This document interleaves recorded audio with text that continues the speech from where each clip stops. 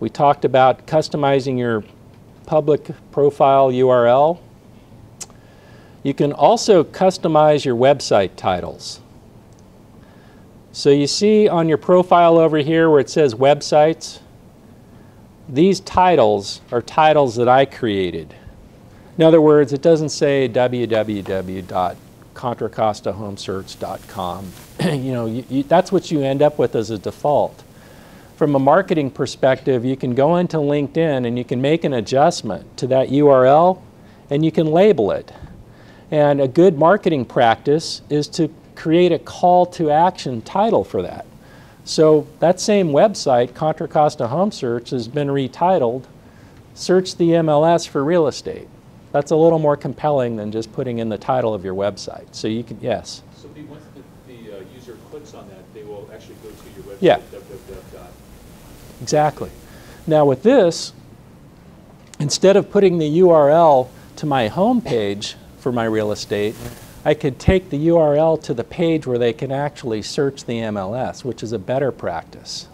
So if you have a website or a blog, and the goal, one of your goals that you've set with your LinkedIn strategy is to get people off LinkedIn and onto a particular space within your blog or your website, this is a strategy that works well.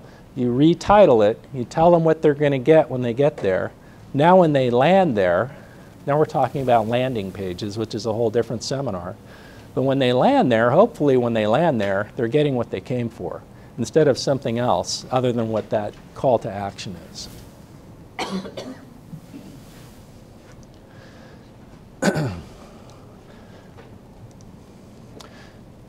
So LinkedIn has applications that you can add to your profile.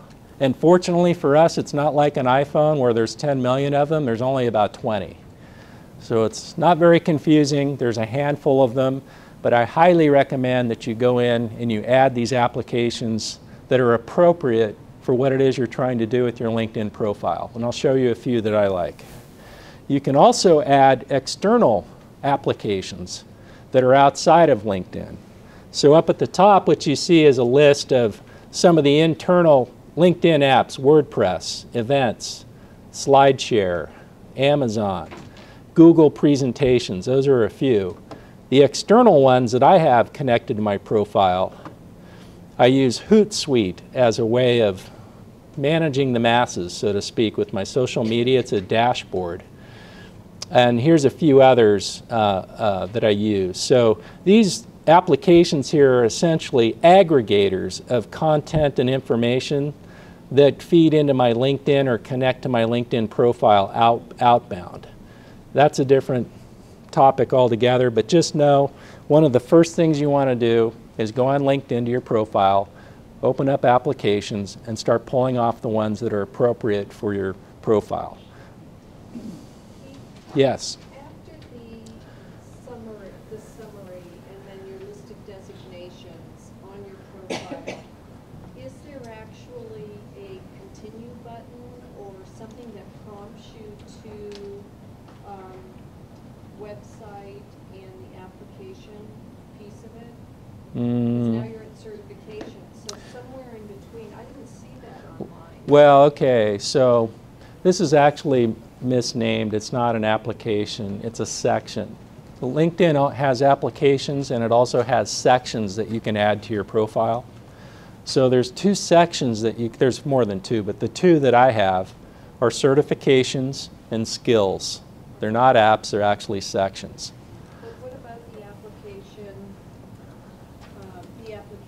piece of it? Do you have to add that externally and drop it down into LinkedIn, or does LinkedIn prompt you? LinkedIn prompts you. It has a menu of apps that you can select from, and you check off the ones that you want and you add them one by one. You go through the process. It takes a few minutes. It's very easy to do. Okay. So anyway, I highly recommend that if you have certifications that you add this section to your profile, because these are also keywords. And also a lot of your competitors don't know you can add sections to your profile, so this is one way to get an edge up. The other thing that's super important is adding skills as a section. LinkedIn allows you to add up to 25 skills underneath this section. So when I started to put this on my profile, I was typing in the field real estate. And just like using Google, it starts filling it in for me. So what does that tell me right off the bat? That these terms that are internal to LinkedIn, that's part of their internal SEO. So I just let my fingers do the walking there. I type in real estate, and real estate negotiation comes up. So that's what I'm going to use. And I went down the list, and I got through all the ones that were relevant to real estate directly. I ran out of those pretty fast. So what I'd like you to think about is, what about your transferable skills that you use every day, whether you're in real estate or anything else, especially if some of you are getting started with a new business or a new company or a new job, and you don't have 25 years of real estate negotiation experience in real estate. You might have some transferable skill that's relevant.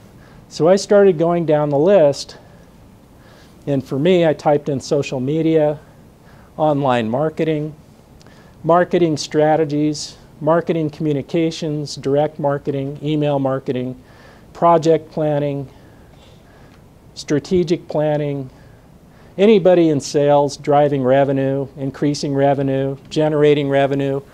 What I'm trying to get you to see here is that don't just stop when you run out of the obvious. Start thinking about your transferable skills that you can build this, and try to get to 25, because these are all searchable terms too.